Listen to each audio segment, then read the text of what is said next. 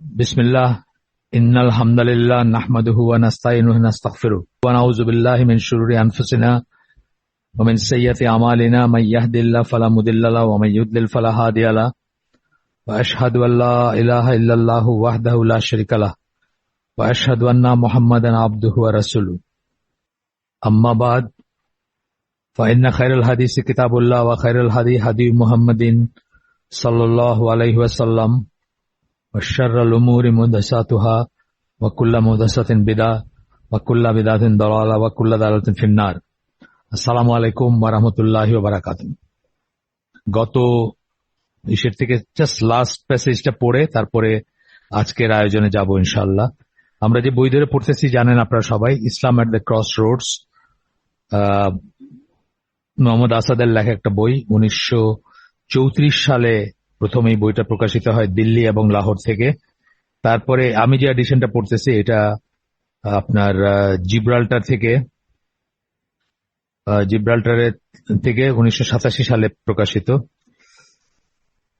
যদিও এই বইগুলো সব প্রিন্টেড হয়েছে ইউকেতে, মানে এই এডিশনটা। এই বইয়ে উনি যেটা বলতে চাইছেন যে সামারি যেটা আর কি, বা নামটা যেখান থেকে আসছে, যে আমরা মুসলিমরা, মুসলিম জনগোষ্ঠী সারা দুনিয়ায় যারা আছি তারা একটা ক্রস রোডসে দাঁড়ায় আছি, অর্থাৎ চার রাস্তার মোড়ে দাঁড়ায় আছি। এখন দেখা যাচ্ছে যে একদিকে পশ্চিমা সভ্যতার ধ্যান ধারণা জীবনযাপনের একদিকে গেলে সেটা গ্রহণ করা হবে বা সেই পথে বা সেইখানে সেই গন্তব্যে পৌঁছানো যাবে। আরেকদিকে হচ্ছে ইসলামের ফেইথ বেসড জীবনযাপন, ইমান বেসড জীবনযাপন, আখেরাতে বিশ্বাস করা জীবনযাপন। আমরা দুইটা একটা চুজ করতে হবে। একদিকে গেলে ইসলাম আমাদের জীবনে থাকবে না বা আমরা মুসলিম থাকবে না, অথবা মুসলিম সিভিলাইজেশন বা সভ্যতা বলতে কিছু থাকবে না, বা মুসলিম জনগোষ্ঠীও ডিপ্লিট করে যাবে, আলটিমেটলি নাই হয়ে যাবে বা ক্ষীণ হয়ে যাবে। আরেকদিকে গেলে আমরা ইসলামের কাল উত্তীর্ণ বা টাইমলেস, যেই মানে সময়তে যেটা সময়ের ভ্যারিয়েবল না এমন যে জীবনযাপন আল্লাহ নির্ধারণ করে দিয়েছেন আমাদের জন্য, সময়ের সাথে যেটা রিয়েলি চেঞ্জ হবে না। হয়তো এককালে আমরা উঠে চড়ছি, এখন প্লেনে চড়তেছি, সেটা আলাদা জিনিস, কিন্তু সত্যিকার সেন্সে জীবনের মূল্যবোধ, জীবনের ইম্পর্টেন্ট জিনিসগুলোর কিছুই চেঞ্জ হবে না। সেটা আমরা চুজ করতে পারি। একটা চুজ করতে হবে, দুইটা চুজ করা যাবে না। এটাও একটা থিম এই বইয়ের, বা এটা একটা সাজেশন, প্রপোজিশন যাই বলেন। আর বলছেন যে আমরা যদি দাঁড়ায় থাকি ওই ক্রস রোডসে, তাহলে ওই ধরনের পথিক বা ট্রাভেলারদের অবস্থা হবে যারা এক জায়গায় যদি তারা ডেস্টিনেশন চুজ না করে তাহলে না খেয়ে মারা যাবে। তার খাবার থাকবে না, তার পানীয় থাকবে না, মানে আশ্রয় থাকবে না, এরকম আর কি সেন্সটা এই বই ওইভাবে লিখছেন। এই বইয়ের চ্যাপ্টার গুলা আমরা এমনিতে ফরওয়ার্ড ছিল, একটা আমরা পড়ছি, এটা the open road of Islam, ইসলামের খোলা রাস্তা, যে কারোর জন্য খোলা, যে কেউ চাইলে মুসলিম হইতে পারে বা ইসলামে দাখিল হতে পারে, নিজেকে ইসলামে দাখিল করতে পারে বা নিজে ইসলামে প্রবেশ করতে পারে। এই চ্যাপ্টার আমরা পড়ছি। তারপরে ছিল the spirit of the West, পশ্চিমের চালিকা শক্তি কি, স্পিরিট চালিকা শক্তি বা যেটা আপনাকে অনুপ্রেরণা যোগায় সেটা কি পশ্চিমের, এটা আমরা শেষ করছি। লাস্ট চ্যাপ্টারটা ছিল যেটা আমরা পড়ছি এবং এটা শেষ করছি, দ্য শ্যাডো অফ দ্য ক্রুসেডস মানে ধর্মযুদ্ধ, যেগুলা একটা সময়ে ইসের ভিতর হয়েছে আপনার 1095 সাল, যেটা এখন তো 2025 চলতেছে, 1095 সাল থেকে 1291 পর্যন্ত অনেক কটা ক্রুসেডস হয়েছে। এবং ক্রুসেডসটা নর্মালি তারা শুরু করছেন পশ্চিম। আমরা ক্রুসেড পড়ে আসছি, হিস্ট্রিও পড়ছি কিছুটা, আপনাদেরকে একটা বইও সাজেস্ট করছিলাম বাংলায়, ক্রুসেডের ইতিবৃত্ত, আপনারা পড়তে পারেন। এ নিয়ে অনেক আলোচনা হয়েছে, নতুন করে আলোচনা করতে চায় না, যাই হোক। তো এই অনেক কয়েকবার হয়েছে এবং অদল বদল হয়েছে। মানে প্রথমটাতে তো তারা এসে সব মুসলিমদেরকে কচুকাটা করছে, প্যালেস্টাইনের মুসলিমদেরকে, সব জাতিগুলা, ইউরোপিয়ান সব নেশন, এখন যেগুলো নেশনস বা নেশন স্টেট যেগুলা, এগুলার বা তখনকার যে বিভাজনগুলো ছিল ইউরোপের, সেইখানে সবাই একত্রিত হয়ে মুসলিমদের এগেনস্টে ধর্মযুদ্ধ ঘোষণা করছেন। ক্রুসেডটা হচ্ছে তাদের টার্ম, আমাদের টার্ম না। তো সেটা কয়েকটাই হয়েছে, 1095 থেকে শুরু করে 1291, এর মাঝে কখনো তারা জিতছে, কখনো মুসলিমরা জিতছেন, এইসব চলছে। তো শ্যাডোজ, এই চ্যাপ্টারটার নাম shadow of the crusade, sorry, shadow of the crusades, crusade সমূহের ছায়া। যেটা মোহাম্মদ আসাদ বলতে চেয়েছেন, বা আপনাদেরকে আমি অন্য লেখকদেরই বলছি, একজন আমেরিকান লেখক, উনিও যে বইটা, উনিও এই উপর একটা বই লিখছেন সেপ্টেম্বর 11 পরে, এবং বুশের মুখ ফসকায় যে ক্রুসেড শব্দটা বাইর হয়ে গেছিল, এটি নিয়ে উনি সমালোচনা করছেন। এখনো মনে মনে তারা এটা পোষণ করে যে কোনো সময় মুসলিমদের এগেনস্টে তাদের যে অনস্লট অথবা তাদের যে আক্রমণাত্মক হোস্টালিটি, যেটা অথবা যুদ্ধ অথবা আক্রমণ বা যেখানে যেটা করে, সেই সময় তাদের মনে হিডেন এই ব্যাপারটা থাকে যে এটা একটা ক্রুসেড বা একটা ধর্মযুদ্ধ, এটা তারা মনে করে বা এটা তাদের মনে মনে মনে থাকে। এবং যে জেনারেল প্রথম মহাযুদ্ধের পরে প্রথম জেরুজালেম এবং প্যালেস্টাইন প্রবেশ করে, ব্রিটিশ জেনারেল, উনি সেটাকেও ক্রুসেডের সাথে সম্পৃক্ত করছেন, যে ক্রুসেডের অ্যাকচুয়াল সমাপ্তি বা অ্যাকচুয়াল মানে কি বলবো বিজয় তাদের ওই দিন অর্জিত হয়েছে।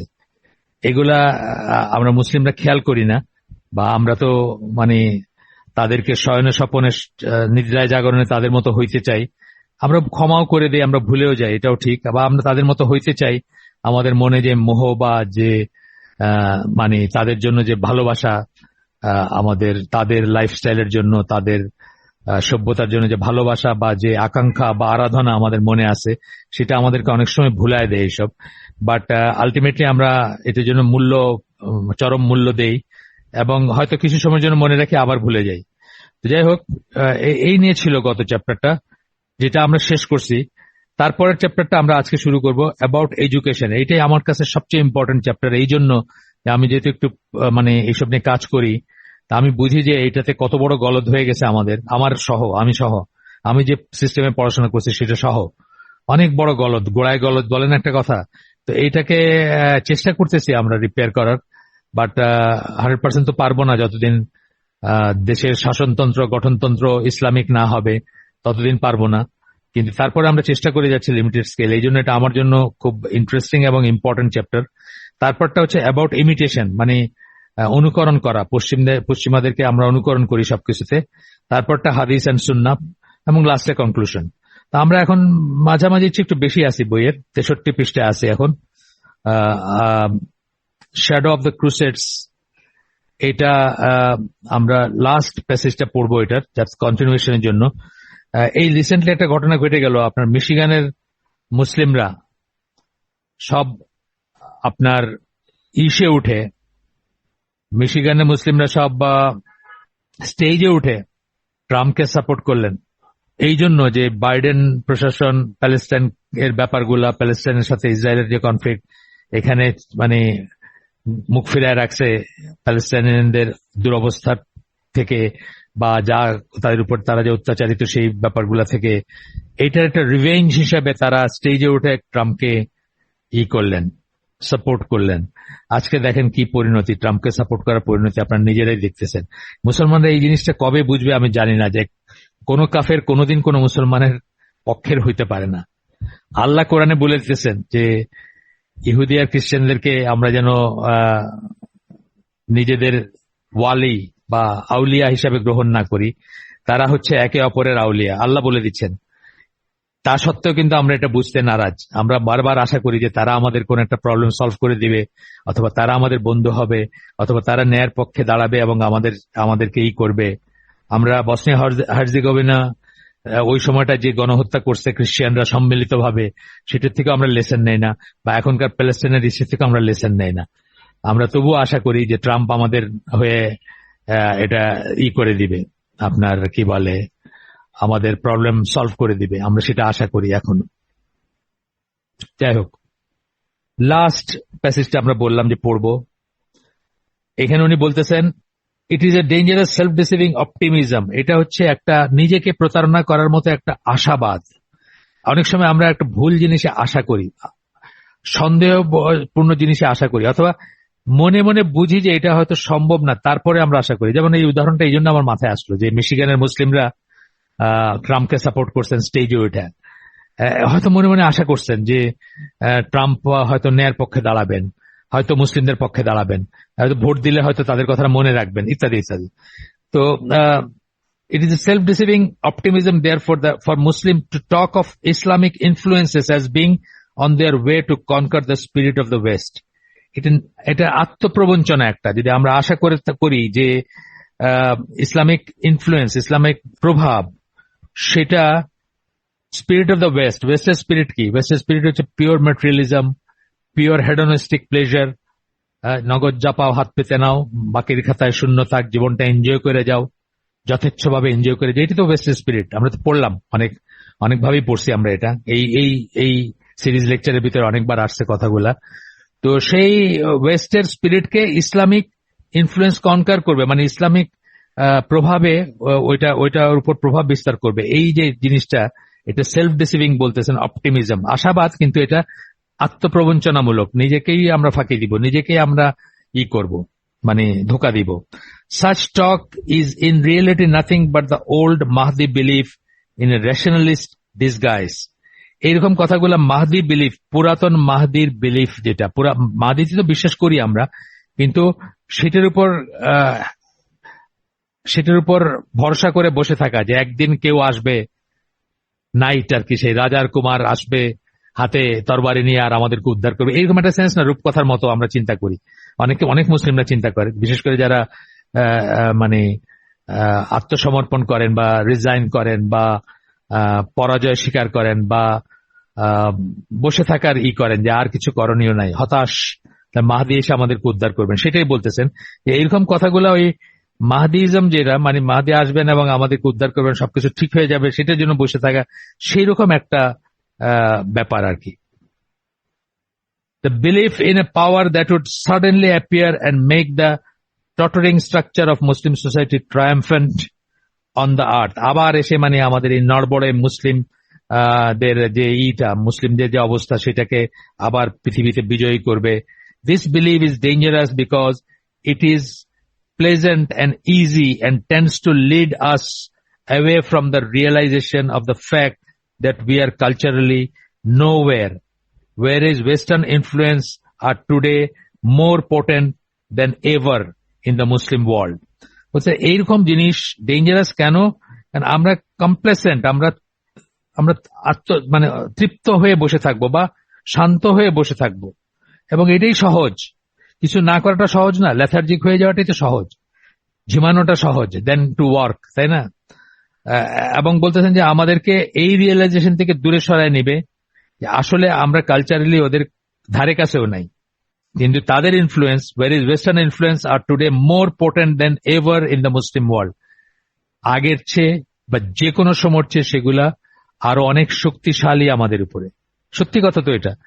আজকে গ্লোবাল ভিলেজ হয়েছে ইন্টারনেট অথবা এই যে সমস্ত জিনিসের মাধ্যমে আমরা কানেক্টেড। আজকে যেমন ধরেন আমেরিকায় বসে কেউ শুনতেছেন, এটা হলো সামান্য, মানে ধরেন মানে কি বলবো, 100 ভাগের 1 ভাগও পজিটিভ জিনিসের ভিতর হয়তো একটা এটা, আর বাকি 99 ভাগে কিন্তু নেগেটিভ। কালকে যে নগ্নতা পশ্চিমে, আজকে আপনি সেটা দেখতেছেন। কালকে যে এলজিবিটি কিউ পশ্চিমে ছিল, আজকে এখানে সেটার ওয়েভ লাগতেছে। এখন ইনফ্লুয়েন্সার স্ফিয়ারটা অনেক বেশি বিস্তৃত এবং অনেক ফাস্ট এবং ইনস্ট্যান্ট বলতে পারেন। মানে কালকের অসভ্যতা পশ্চিমে যেটা, আজকে সেটা বাংলাদেশের মুসলিম জানতেছে এবং সেটার প্রতি এক্সপোজড।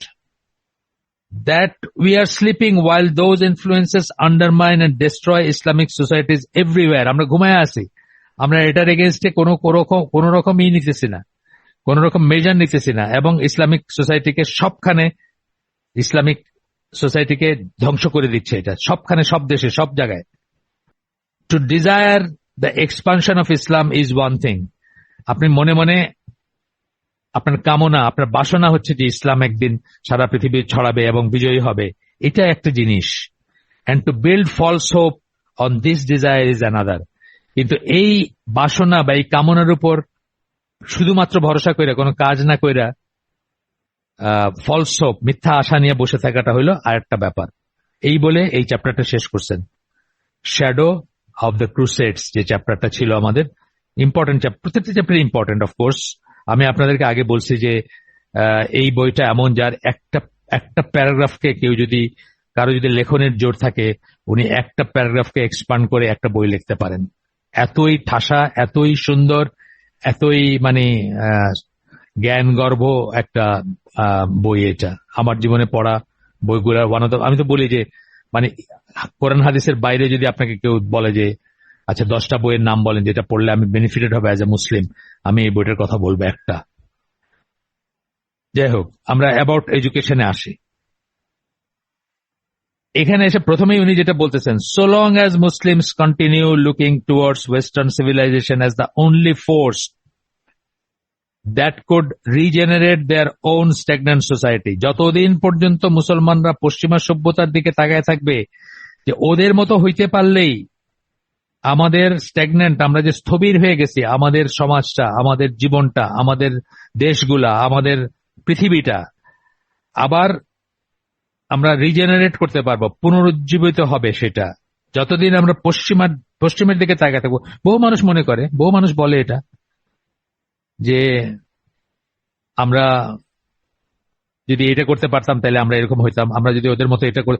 এমনকি আমেরিকাতে থাকা মুসলিমরা এটাও বলেন যে ইহুদিদের থেকে আমরা কেন শিখি না, ইহুদিরা কি করে এত ইনফ্লুয়েন্সিয়াল হইলো, তারা টাকা প্রথমে এই করছে, সম্পদ অর্জন করছে, হ্যাঁ, তাদের মতো আমরা হই না কেন, হয়ে আমরা আমেরিকাকে ইনফ্লুয়েন্স করি না কেন? আমরা কি এটা খেয়াল করি না যে ইহুদিরা সমস্ত খারাপ জিনিসগুলা পশ্চিমে তারা নিয়ে গেছে এবং পশ্চিমকে ধ্বংস করে দিছে। আমেরিকা কিন্তু আমাদেরই মতো না হোক, মানে এখনকার আমাদের মতো একটা মানে ধর্মকর্মে বিশ্বাসী জাতি ছিল। তাদের ইসের থেকে আপনার American civil liberties union, ACLU, তাদের পাঠ্যসূচির থেকে ধর্মকে তারা বাইর করছে, ইসলামিয়াত আর কি। যেমন আমাদের দেশে যদি ইসলামিয়াতকে আপনি বের করে দেন পাঠ্যসূচি থেকে, তাইলে যেটা গত গভর্নমেন্ট করতে চেষ্টা করতেছিল, গত গভর্নমেন্টের যে শিক্ষামন্ত্রী, এরা তো ভার্চুয়ালি কাফের ছিল আর কি। অ্যাকচুয়ালি কাফের কিনা আমি বলতে পারবো না, কিন্তু কাজকর্মে তারা কাফের ছিল। কাফের সমস্ত জিনিস, এত জয় শ্রীরাম বলে স্লোগান দিত নওফেল। তো সেই রকমই ইহুদিরা আমেরিকাতে তাদের পাবলিক স্কুল থেকে এই রিলিজিয়াস স্টাডিজকে খেদাইছে। শুধু তাই না, সমস্ত মদের মানে শুরিখানা, মদ, পাব, বার, পর্নোগ্রাফি, সিনেমা, হলিউড, সমস্ত খারাপ জিনিসগুলো তারা ওইখানে নিয়ে আসছে এবং তারা আমেরিকাকে পদানত করছে তাদের। এইটা অনেক মুসলিম এখন বলে যে আমরা কি তাদের মতো হইতে পারি? নজবিল্লাহ। আমরা কেন আমেরিকাকে ইনফ্লুয়েন্স করতে যাব? আমরা একটা মানে গোটা আমেরিকা ধরেন, আমি গোটা আমেরিকা শাসন করতে পারবো, একটা পাপাচার যদি আমি প্রপাগেট করি, সেটা কোনোদিন কোনো মুসলিমের জন্য জায়েজ হবে না, কোনোদিন কোনো মুসলিমের জন্য জায়েজ হবে না। এটার সাজেশনটা কি, যে ওই হামজা ইউসুফ বলছে শিকাগো শহরে নাকি 3,500 লিকার স্টোর। সে কবেকার কথা? এটা 99 বা 2000 এর কথা। হামজা ইউসুফ একটা লেকচারে বলতেছে যে শিকাগো শহরে নাকি 3,500 লিকার স্টোর আছে, মুসলিমরা ওন করে, এবং ওটা ক্যাশ বাক্সে লেখে রাখা আছে যে ইয়া রাব্বি, মানে আল্লাহ ভরসা মার্কা একটা কথা আর কি, হে আমার রব। এখন তাদের যুক্তি হচ্ছে যে আমরা তো মদ খাই না, ওই ঠিক ইহুদি যুক্তি আর কি, আমরা তো মদ খাই না, কাফেররা খায়, ওদের কাছে বেশি, ব্যাস এই পর্যন্ত। আমি তো মদ খাই না, আমি তো এটাকে হারাম মনে করি। ঠিক ইহুদিরা এই জিনিসটাই করতো বা এখনো করতেছে।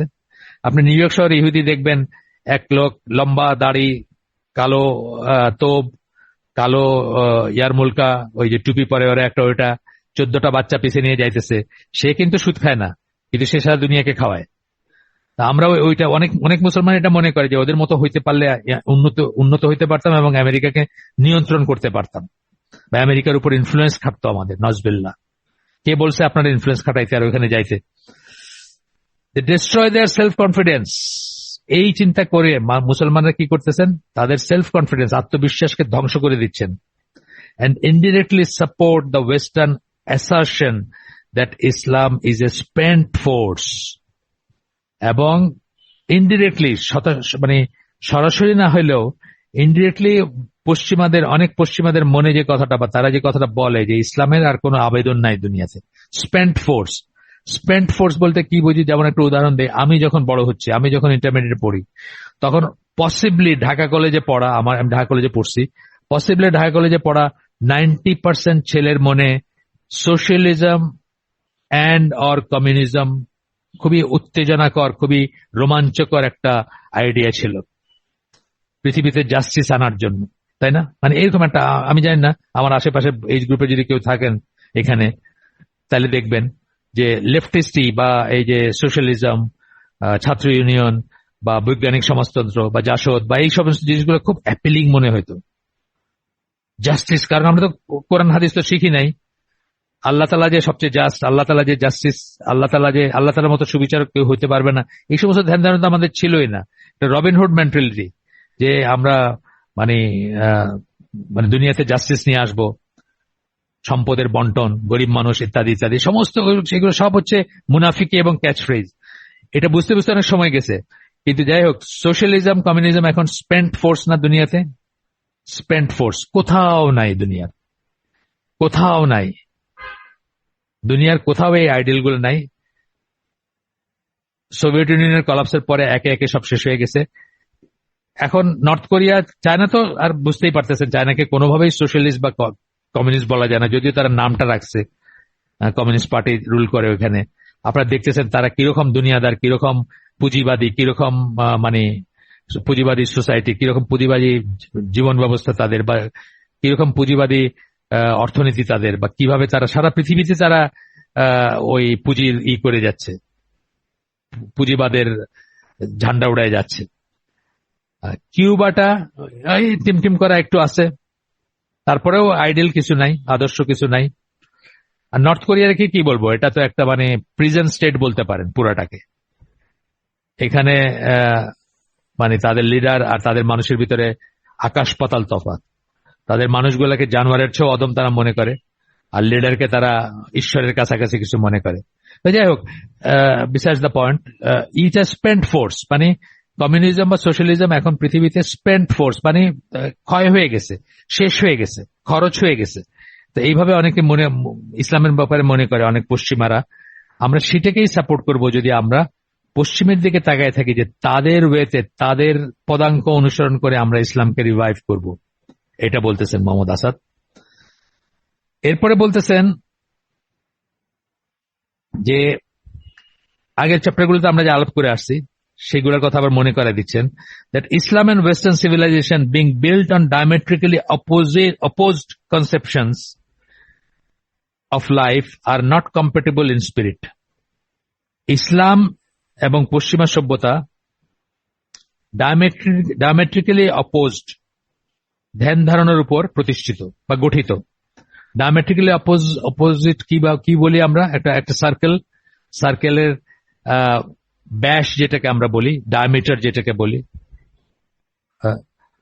ব্যাস আপনারা জানেন হয়তো, ম্যাথসে যারা পড়ছেন একটু, ডায়ামিটার মানে একটা সার্কেলের এক সাইড থেকে সেন্টারের ভিতর দিয়ে আরেক সাইডে যে স্ট্রেট লাইন যায় সেটাকে আমরা ডায়ামিটার বলি। ডায়ামেট্রিক্যালি অপোজিট বলতে বলি দুইটা প্রান্তিক পজিশন এই সার্কেলের। তো সেটাই বলতেছে যে ইসলাম এবং পশ্চিমা সভ্যতা মানে ডায়ামেট্রিক্যালি অপোজড, একেবারে 180 ডিগ্রি বিপরীত দুইটা কনসেপশন, ধ্যান ধারণের উপরে প্রতিষ্ঠিত জীবন ব্যবস্থা, are not compatible in spirit. তারা কম্পেটেবল না, একটার সাথে একটা যায় না, একটার সাথে একটা চলবে না, চলতে পারে না। This being so, how could we expect that the education of Muslim youth on Western lines, ব্যাপারটা যদি তাই হয় তাহলে আমরা কি করে আশা করি যে পশ্চিমা লাইনে মুসলিম তরুণরা শিক্ষিত হবে, an education based entirely on Western cultural experiences and values, যে সিস্টেমটা, যে শিক্ষা ব্যবস্থাটা সম্পূর্ণরূপে পশ্চিমা কালচারাল এক্সপিরিয়েন্স, মানে সাংস্কৃতিক কালচারাল, মানে কি ধরেন তাদের কাপড় চোপড়, তাদের খাওয়া দাওয়া, তাদের বিয়ে শাদী, তাদের ঘর সংসার, তাদের ধ্যান ধারণা যা কিছু আছে, কালচারাল এক্সপিরিয়েন্স অ্যান্ড ভ্যালিউজ এবং মূল্যবোধ। তাদের মূল্যবোধ গুলা কি আপনারা জানেন, সেগুলো যাই হোক অনেক আলোচনা করে আসছি। Could remain free from anti Islamic influence, কি করে আমরা চিন্তা করতে পারি যে আমরা পশ্চিমা লাইনের পড়াশোনা করব আর আমরা অ্যান্টি ইসলামিক ইনফ্লুয়েন্স বা প্রভাব থেকে মুক্ত থাকব, এটা হইতেই পারে না। এবং এখানে যদি উনি ওয়েস্টার্ন লাইন বলতেছেন, উনি কিন্তু পশ্চিমের দেশে গিয়ে পড়াশোনাকে বলতেছেন না, অক্সফোর্ড হার্ভার্ড বা এমআইটির পড়াশোনাকে বলতেছেন না। উনি বলতেছেন যে ওদের সিস্টেমের যে পড়াশোনা আমরা আমাদের দেশে পড়ি, সেখানে ভিতর মানে যে ক্ষতি সেটার হয়তো বা যে যেগুলো ডেঞ্জারাস সেগুলোর হয়তো স্তর আছে। যেমন সবচেয়ে খারাপ হবে কোনটা, ইংলিশ মিডিয়ামে যারা পড়তেছেন, যারা অক্সফোর্ড, এডেক্সেল, মানে জিসি ওইসব পরীক্ষা টরীক্ষা দিচ্ছেন, হ্যাঁ, তাদেরটা হচ্ছে সবচেয়ে বেশি হার্মফুল হবে। কিন্তু আমরা বাংলা মিডিয়ামে যারা পড়ছি বা পড়তেছি, তাদেরটাও সেই আমরা ওই ওয়েস্টার্ন ফর্মুলা অনুযায়ী তো পড়তেছি। বা ঢাকা ইউনিভার্সিটিতে যারা পড়তেছি, সায়েন্সের সাবজেক্ট গুলো বাদ দিয়ে যারা অ্যানথ্রোপোলজি পড়তেছি, যারা ইংলিশ লিটারেচার পড়তেছি, যারা ফিলোসফি পড়তেছি, তাদের জিনিসটাই পড়তেছি। ওয়েস্টার্ন লাইন অফ এডুকেশন বলতে উনি এটাই বোঝাচ্ছেন। সেগুলা পড়বো অথচ আমাদের উপরে কোনো অ্যান্টি ইসলামিক প্রভাব আসবে না, এটা কি করে আমরা ভাবতে পারি? এবং দেখেন, আপনি প্র্যাকটিক্যালি দেখেন যে কত মানুষ নাস্তিক হয়ে গেছে। আমার তো মনে হয় প্রতি মানে বিশেষ করে আরবান পপুলেশনের ভিতর যারা ইউনিভার্সিটিতে পড়েন বা যারা স্পেশালি আর্টস ফ্যাকাল্টিতে বা হিউম্যানিটিজে যারা পড়েন, ফিলোসফিতে যারা পড়েন, ইকোনমিক্স পড়েন, ইংলিশ লিটারেচার পড়েন, অ্যানথ্রোপোলজি পড়েন, সোশিয়োলজি পড়েন, তাদের ভিতরে মানে বেশ ভালো অ্যামাউন্ট অফ নাস্তিক এখন আছে। ঘরে ঘরে নাস্তিক বললে বোধহয় ভুল হবে না। এগুলা হয়েছে এই এডুকেশনের দিয়ে, এডুকেশনের মাধ্যমে হয়েছে।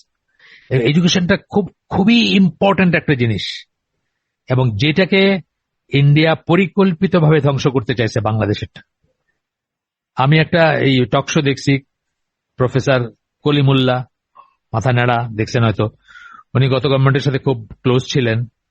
তো ওনারই একটা ইসে উনি বলতেছেন যে দীপুমণিকে একদম সরাসরি ইনস্ট্রাক্ট করছে, ইন্ডিয়া ইনস্ট্রাক্ট করছে কিভাবে এই শিক্ষা ব্যবস্থাকে ধ্বংস করতে হবে, এবং উনি ওনার প্রজেক্ট ভালোভাবেই ফুলফিল করছেন। তারপরে দেওয়া হয় নাই, তার চেয়ে বেশি আরো হার্ডকোর হিন্দুত্ববাদী নওফুলকে পরে ওরা বসাইছে, পরে ওরা শিক্ষামন্ত্রী করছে। আল্লাহ আমাদেরকে মানে রক্ষা করুন এই ক্লাচ থেকে। এইটা কিন্তু সেকুলাররা পর্যন্ত বুঝছে, যারা ধর্মকর্ম করে না, নামাজ পড়ে না, বেপর্দা চলে, তারা পর্যন্ত আন্দোলন করছে এটার এগেন্সে।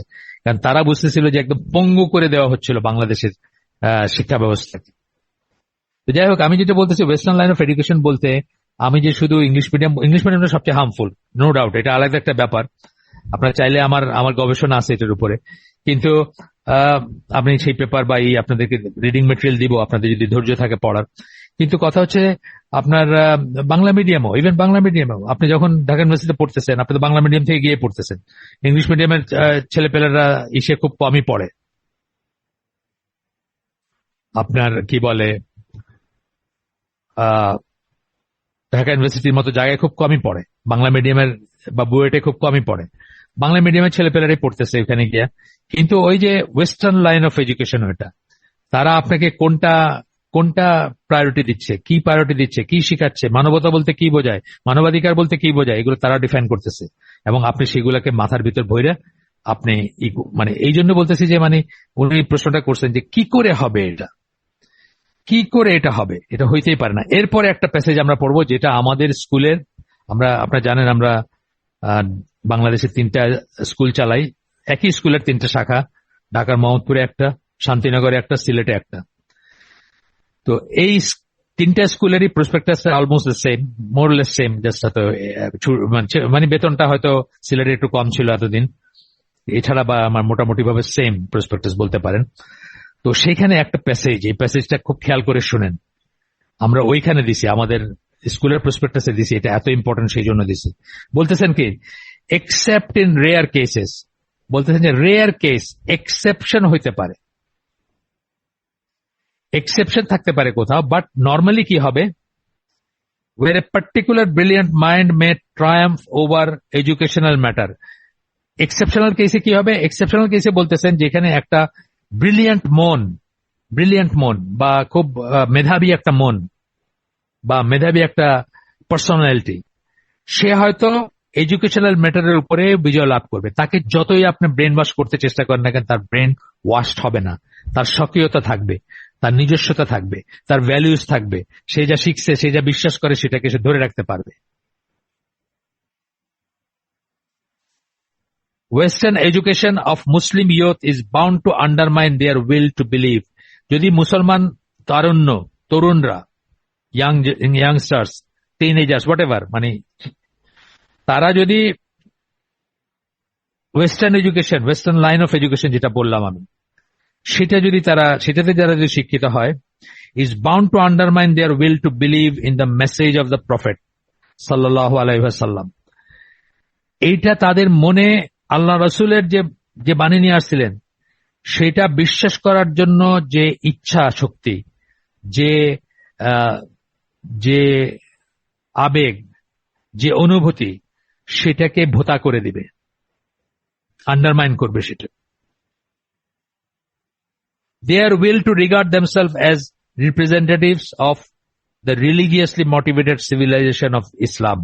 তাদের মনে যে ইচ্ছা থাকা উচিত ছিল যে তারা নিজেদেরকে religiously motivated civilisation of Islam, civilisation of faith, আগে একদিন বলছি আমি, যে ইসলামের যে সভ্যতা, যেটা রিলিজিয়াসলি মোটিভেটেড, যেটা কেন্দ্রবিন্দুতে হচ্ছে আল্লাহ বিশ্বাস বা ফেথ, সেটাকে তারা খাটো করে দেখবে এবং সেটার রিপ্রেজেন্টেটিভ হিসাবে নিজেদেরকে গর্ববোধ করবে না, কোথাও রিপ্রেজেন্টেটিভ হিসাবে নিজেকে প্রকাশ করতে চাবে না।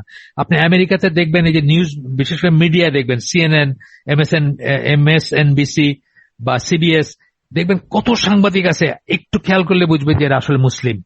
তারা তাদের মুসলিম নামটাকে ক্যামোফ্লেজ করছে যেন বোঝা না যায় যে তারা মুসলিম।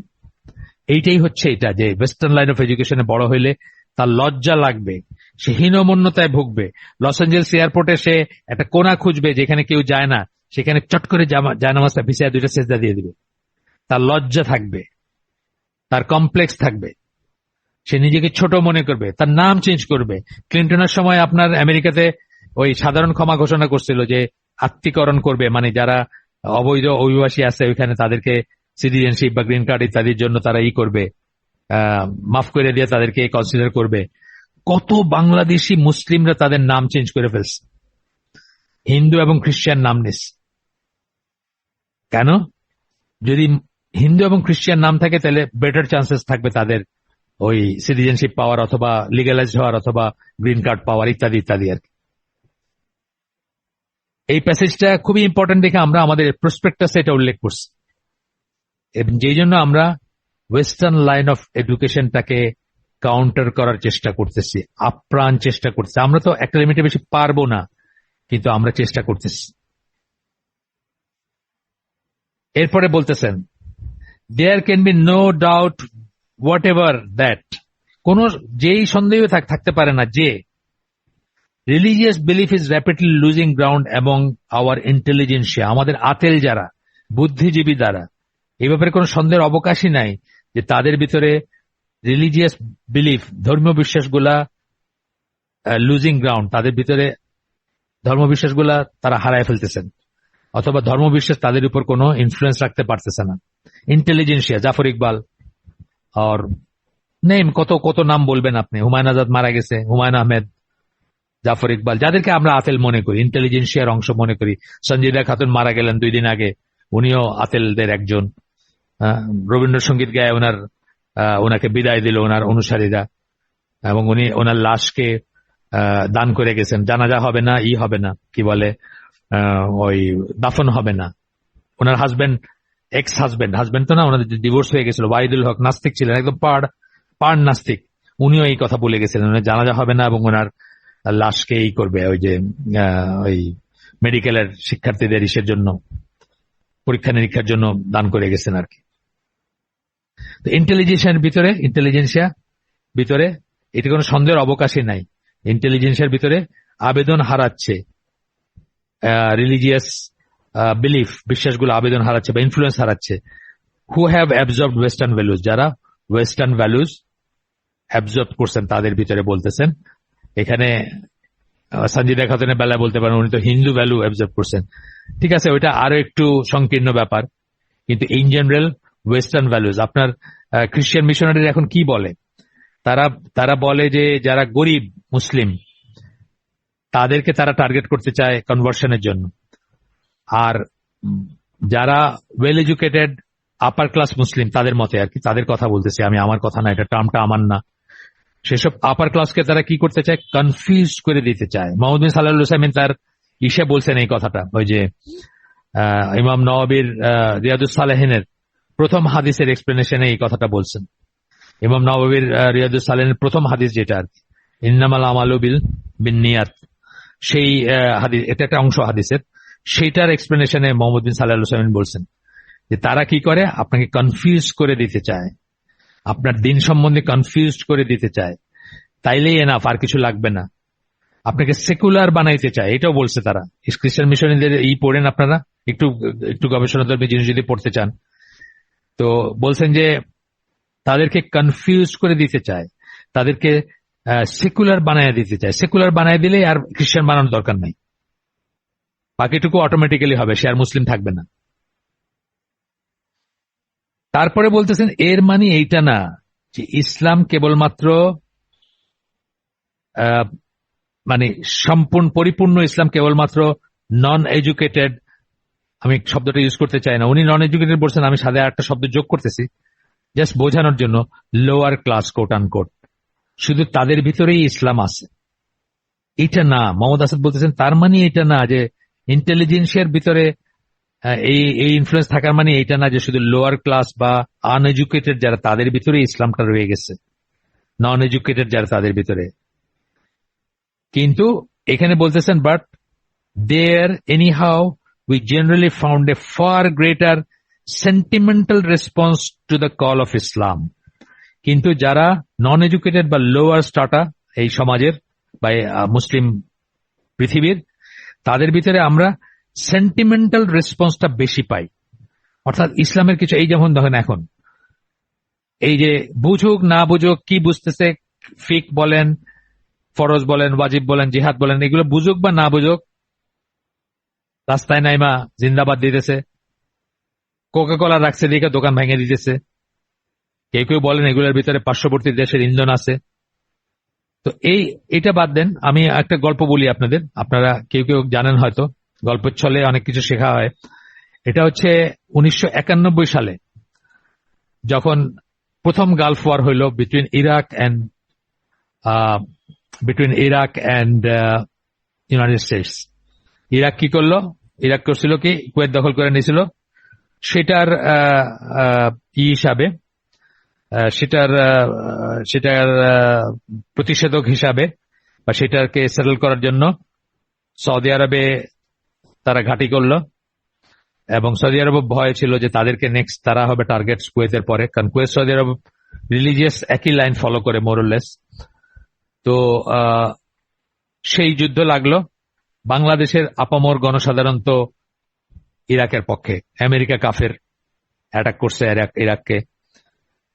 আপামর বলতে গার্মেন্টস কর্মী, রিক্সা চালক, হ্যাঁ, অথবা ইভেন আমার আব্বা এবং আমার শ্বশুরও, আমার শ্বশুর তো পিএইচডি করা ঢাকা ইউনিভার্সিটির টিচার, ইভেন উনিও, বাকি ওনার ওই যে জোশটা ছিল আর, তারা সবাই ইরাকের সাপোর্টার, নট আন্ডারস্ট্যান্ডিং যে সাদ্দাম হোসেন বেসিক্যালি কাফের ছিলেন।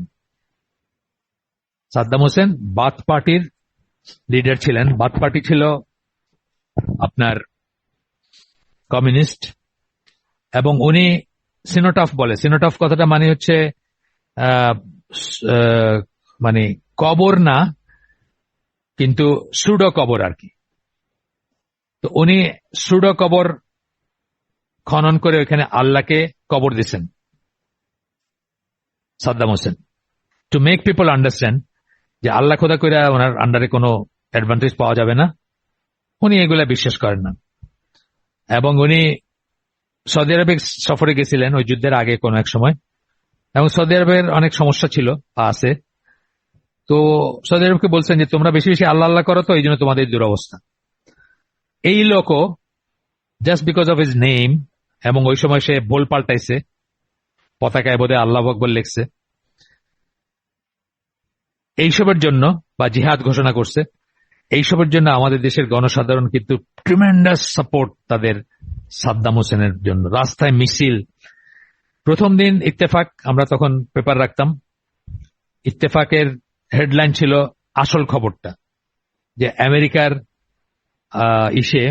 আমেরিকার যে প্রবল প্রতিপত্তিশীল বা মানে খুব বড় পাওয়ার না, মিলিটারি পাওয়ার, তাদের সামনে দাঁড়াইতেই পারে নাই ইরাক, সব ভাগছে বা সব সারেন্ডার করতেছে, এরকম খবর ছিল প্রথম দিন।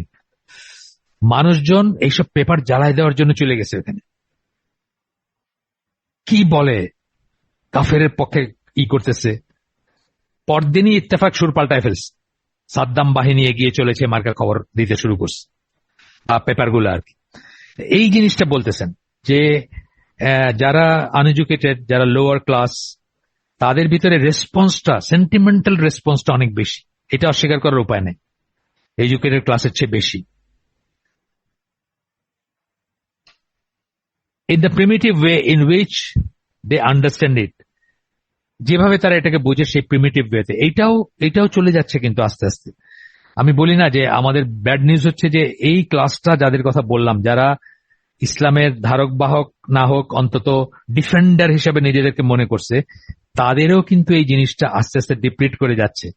আজ থেকে 20 বছর আগে কল্পনা করা যাইত না যে একটা গ্রামে, বাংলাদেশের গ্রামে, প্রত্যন্ত অঞ্চলে কেউ একটা জারজ সন্তানকে বড় করবে যার পিতৃ পরিচয় নাই। কল্পনা করা যেত না এটা ওই সোসাইটিতে। এরকম কোন একটা ঘটনা ধরা পড়লে সাথে সাথে বিয়ে পড়াই দিচ্ছে, জোর করে বিয়ে পড়াই দিচ্ছে, মাথা নেড়া করে দিচ্ছে ব্যভিচার ধরা পড়লে। আজকে বাংলাদেশের গ্রামে গ্রামে বহু জারজ সন্তান বড় হচ্ছে। তার কারণ হচ্ছে গার্মেন্টসে যে আমরা এনমাস মেয়েদেরকে যুক্ত করছি উন্নতির জন্য, অর্থনৈতিক উন্নতির জন্য, তার ফলশ্রুতিতে কি হয়েছে, এরা সংসার বিমুখ হয়েছে, এরা লিভ টুগেদার করে ঢাকা শহরে, এলসওয়্যার, এদের বাচ্চা কাচ্চা হয়, এগুলোকে বাবা মার কাছে পালতে গ্রামে রেখে আসে। বাবা মা বলে আমার মেয়ের বাচ্চা, মানে উচ্চ কথা হচ্ছে যে আমার মেয়ে তো সংসার করতেছে ঢাকায়, কিন্তু আসলে এগুলো হলো আউট অফ ওয়েডলক। বহু বহু জারজ সন্তান বাংলাদেশে বড় হচ্ছে এখন। এটা ব্যাড নিউজ এই জন্য যে এই শ্রেণীটা কখনো এই সমস্ত জিনিসগুলোকে ভালো মনে করতো না বা এই সমস্ত জিনিসগুলোকে টলারেট করতো না। ঠিক যেভাবে তারা সাদ্দাম হোসেনকে ব্লাইন্ড সাপোর্ট করত, তেমনি এই সমস্ত অবিচার, ব্যবিচার জিনিসগুলাকে তারা অনইসলামিক মনে করত। রোজা ভাঙা, রোজা ভেঙে মানে খাওয়া, বা নাচ গান, বা বেশ্যাবৃত্তি, এগুলাকে সবসময় খুব খারাপ মনে করত। হায়ার ক্লাস অকাতরে খারাপ জিনিসগুলো করতো, কিন্তু লোয়ার ক্লাস যারা বা মানে আনএডুকেটেড যারা, তাদের একটা সেন্টিমেন্টাল ভালোবাসা ছিল ইসলামের প্রতি, সেটাও আস্তে আস্তে চলে যাচ্ছে, ডিপ্লিট করতেছে। এটা একটা ব্যাড নিউজ আমাদের দেশের জন্য। তখন বলতেছেন যে দেন অ্যামং দ্য মোর ওয়েস্টার্নাইজড ইন্টেলিজেন্সিয়া, মানে ওয়েস্টার্নাইজড ইন্টেলিজেন্সিয়া, আতেল যারা, বুদ্ধিজীবী যারা, পশ্চিমা ধ্যান ধারণায় পশ্চিমাকরণ হয়েছে যাদের, তাদের চেয়ে বেটার রেসপন্স করে এই আনএডুকেটেড সেন্টিমেন্টাল ওয়েতে করে। যদিও এটা হয়তো অত চিন্তা ভাবনার ব্যাপার না, বা প্রিমিটিভ আন্ডারস্ট্যান্ডিং থেকে, মানে একেবারে চাষাশোলা আন্ডারস্ট্যান্ডিং। যেমন সাদ্দাম হোসেন নামটা মুসলমান, এখন সে কে, সে কি করছে, তার কাজটা অন্যায় হয়েছে কিনা, এগুলোর ব্যাস বিচারে তারা যায় নাই। আমেরিকা কাফের, বাস কাফের এগেন্স্টে মুসলিম ইরাক সেন্টিমেন্টালি। এবং সেখানে তারা অন্ধ, তারা একটা সত্য শুনতে চাচ্ছে না যে সত্যি সত্যি আসলে কি সাদ্দাম জিততেছে, আসলে কি সাদ্দাম বাহিনী খুব বীরত্বের সাথে লড়াই করতেছে, এটাও জানতে চাচ্ছে না। তারা জানতে চায়, দে আর নট ইন্টারেস্টেড। তারা ওটাকে সাপোর্ট করে এবং তারা ভালোটাই শুনতে চায় শুধু। এই জন্য পেপারগুলো তাদের টোন চেঞ্জ করছে। আপনার যদি কোনো এক্সেস থাকে, ওই আর্কাইভ পাওয়া যায়, তাহলে দেখেন সেপ্টেম্বর ওই কি বলে 1991 সালের ফার্স্ট গালফ ওয়ার, যেটা সেটার সময় শেষের দিকে ছিল বছরের, সেটার সময় কি করছে তারা, সেটা দেখবেন আর কি। 1991 না, সরি 91 শেষে না, 90 শেষে, 91 শুরুর দিকে, 90 শেষে 91 শুরুর দিকে, সরি শেষে না, শুরুর দিকে। 90 শেষে শুরু হয়েছে, আর 91 শুরুর দিকে বোধহয় শেষ হয়ে গেছে আর কি। 91 সালের আমি ঠিক ভুলে গেছি, 90 সালের শেষের দিকে শুরু হয়েছে এবং 91 সম্ভবত প্রথম দিক পর্যন্ত চলছে, বা এই ঝামেলাটা আর কি, সোজা কথা। কুয়েত ইনভেট করা থেকে শুরু করে আপনার কুয়েতকে ফ্রি করা এবং সাদ্দাম হোসেনের পতন তো না, মানে পরাজয়, পতন হয় নাই, তারা ইচ্ছা করে তাকে সরায় নাই, তখন সরাইলে আনস্টেবিলিটি হবে সেই জন্য সরায় নেই, তখনকার এগুলো দেখতে পারেন। যাই হোক, আমরা ফিরে আসি আমাদের মেইন কোর্সে। দ্য এক্সপ্লেনেশন অফ দিস এস্ট্রেঞ্জমেন্ট, এই যে অপরিচিত হয়ে যাচ্ছে ইসলাম, বা ইসলাম থেকে মুখ ফিরায় নিচ্ছে এরা ইন্টেলিজেন্সিয়া আমাদের, is not that the Western science with which they have been fed has furnished any reasonable argument against the truth of our religious teaching. এটা মনে করেন না যে উনি বলতেছেন যে এই যে মুখ ফেরা নিচ্ছে ইন্টেলিজেন্সিয়া, এর কারণে এটা না যে এমন সায়েন্টিফিক দেখাইছে ইসলামের এগেনস্টে, আমাদের রিলিজিয়াস টিচিং এর এগেনস্টে এমন সায়েন্টিফিক তথ্য বা এমন প্রমাণাদি দেখাইছে যে জন্য হয়ে গেছে, তা না, কিন্তু ব্যাপারটা তা না। বরং উল্টাই দেখবেন আপনি, সায়েন্টিফিক জিনিসগুলো দেখবেন যে নামাজ পড়ার কত গুণ, ওয়েস্টার্ন সায়েন্টিস্ট, কাফের সায়েন্টিস্ট বলতেছে, আপনি রোজা রাখার কত গুণ তারাই বলতেছে, বিয়ে মানে ফ্যামিলির সাথে থাকার কত গুণ তারাই বলতেছে, পর্দার কত গুণ তারাই বলতেছে, আপনার কি বলে হজের কত মেরিট তারাই বলতেছে। সেগুলা না, সায়েন্টিফিক কোন প্রমাণ দেখায় যে আমাদেরকে ধর্মবিমুখ করছে, আমাদের ইন্টেলিজেন্সিয়াকে বা আমাদের আতেল শ্রেণীকে, তা না কিন্তু ব্যাপারটা। But that the intellectual atmosphere of modern western society is so intensely anti religious. এখনকার আধুনিক পশ্চিমা সোসাইটি, যেটা সমাজ, যেটা সেটার ইন্টেলেকচুয়াল অ্যাটমসফিয়ার, বুদ্ধিবৃত্তিক যে পরিবেশ প্রতিবেশ আছে, বুদ্ধিবৃত্তির জন্য যা যা পড়তেছেন আপনি, নিউজ পেপার পড়তেছেন, আর্টিকেল পড়তেছেন, রচনা পড়তেছেন, সিনেমা দেখতেছেন, টেলিভিশন দেখতেছেন, সিরিয়াল দেখতেছেন, যা কিছু বলেন, সেটা সো ইন্টেন্সলি অ্যান্টি রিলিজিয়াস, এত সাংঘাতিক রকম anti religious, that it imposes itself as a dead weight upon the religious potentialities of the young Muslim generation. যে সেইখানে থাকাটা, এই যে মানে ইন্টেন্সলি অ্যান্টি রিলিজিয়াস যে ইন্টেলেকচুয়াল সিস্টেম, যেটা বা বুদ্ধিবৃত্তিক লেখা পড়া, নাটক, সিনেমা, আর্টিকেল, বক্তৃতা, এইগুলা সবকিছু যে এত অ্যান্টি রিলিজিয়াস যে সেগুলা ইয়াং মুসলিম জেনারেশনের উপর একটা ডেড ওয়েট হিসেবে কাজ করে। ডেড ওয়েট কথাটা আমি একটু এক্সপ্লেন করি। ধরেন আমরা এখানে একটা রেস অ্যারেঞ্জ করলাম, স্কুলে কলেজে করে না, 100 মিটার স্প্রিন্ট বা 200 মিটার একটা স্প্রিন্ট দৌড়াবে। এখন আপনি যদি একজনের পায়ে 5 কেজি করে 2 পায়ে ওজন দিয়ে দেন, তাহলে সে কি অন্যদের মতো দৌড়াতে পারবে না। তাকে আপনি কি করলেন, জোর করে পিছনে টেনে রাখলেন, এই যে ওয়েটটা বেঁধে দিলেন, এটাকে বলা হয় ডেড ওয়েট। ডেড ওয়েটের সেন্সটা হচ্ছে এটা, উনি যে সেন্সে ইউজ করছেন কথাটা, ডেড ওয়েট, এটা একটা জাহাজি শব্দ, জাহাজি টার্ম, বাট উনি যে সেন্সে ইউজ করছেন এটা হচ্ছে মিনিং। এই যে ওয়েস্টার্ন ইনফ্লুয়েন্সটা, যেটা অ্যান্টি রিলিজিয়াসি, এইটা ইয়াং মুসলিমের উপর একটা ডেড ওয়েট হিসেবে কাজ করে এবং সে পিছায় পড়ে তার রিলিজিয়াস কনভিকশনে বা তার ধর্মকর্ম করার ব্যাপারে সে পিছায় পড়ে। আবার পড়ি সেন্টেন্সটা, that imposes itself as a dead weight upon the religious potentialities of the young Muslim generation. Young Muslim generation যে religious potential ছিল, তা যে ভালো মুসলিম হইতে পারতো, তার প্র্যাকটিসে মুসলিম হইতে পারতো, তারা এই যেমন বাংলাদেশে একজনের কথা আসে, আমার সাথে তার একদিন কথা হয়েছে, এসে একটা কোনো ব্যাপারে মশওয়ারা করতে ফোন করছিল, লম্বা সময় কথা বলছি, কনফারেন্সিং করছি। সোহাগ, এই যে রকমারি উদ্বাসের মালিক, যে তো পুরা নাস্তিক ছিল, সে বুয়েটে পড়া একটা নাস্তিক, 100% নাস্তিক একটা ছেলে ছিল। কেন হয়েছে নাস্তিক? কারণ সে ওই ওয়েস্টার্ন লাইন অফ এডুকেশনে ছিল, সেগুলো পড়ে সে বড় হয়েছে, সেগুলোর ইনফ্লুয়েন্স। জাফর ইকবাল, হুমায়ুন আহমেদ পড়ে বড় হয়েছে, সেগুলোর ইনফ্লুয়েন্স। কারণ জাফর ইকবাল, হুমায়ুন আহমেদ দুজনেই ওয়েস্টের পূজারী, ওয়েস্টে পড়াশোনা করছেন। জাফর ইকবাল, তার মেয়ে, যাই হোক, আর জানি না তার করা গিবত হবে কিনা আমি জানি না, তার মেয়ের তো লাস্ট ছবি দেখছিলাম, 2টা ছেলের কোলে বৈশা হাতে মদের বোতল নিয়ে ছবি দেখছিলাম, তার আর ওয়েস্টে পড়াশোনা করতে গেছে। ওপেন ছবি, এটা কোনো লুকায় তুলসে মার্কের ছবি না। এই সমস্ত মানুষগুলার দ্বারা ইনফ্লুয়েন্স আমাদের ওয়েস্টার্ন লাইন অফ এডুকেশন বলতে আমি বুয়েট বোঝাচ্ছি, আমি ঢাকা ইউনিভার্সিটি বোঝাচ্ছি, আমি ঢাকা কলেজ বোঝাচ্ছি, আমি ল্যাবরেটরি স্কুল বোঝাচ্ছি, আমি ক্যাডেট কলেজ বোঝাচ্ছি, সব সব বোঝাচ্ছি।